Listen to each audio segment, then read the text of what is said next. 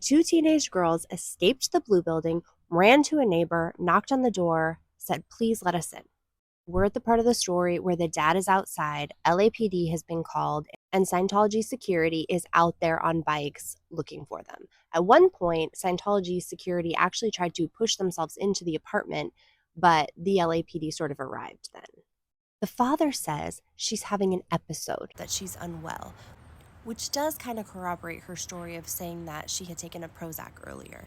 When the girl mentioned Prozac in the apartment, I got really confused because Scientologists don't take Prozac. They are not allowed to take any psychotropic medicine whatsoever.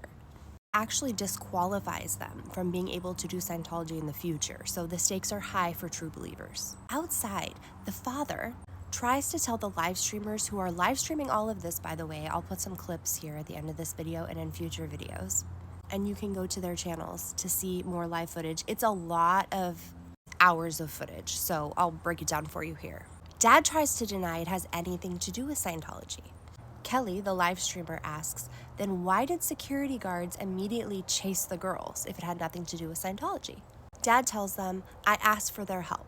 So he's kind of trying to make it seem like he just happened to be nearby and she was having an episode, so he asked the security guards for help. But a little look into his social media shows that Godinez has been involved with Scientology for years. Not just as a private citizen, he has become a celebrity used in news stories as well as disseminating Scientology on his own platforms. Now, this doesn't make sense because if you are an active Scientologist, your daughter's not going to be on Prozac. It's not going to happen.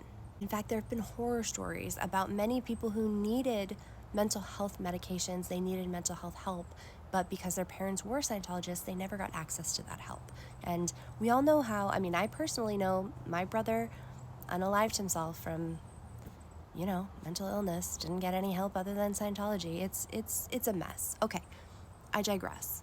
But if you're wondering why I care about this story, I think that should answer your question. I forgot to say, there's also this other woman who hangs out like the whole time.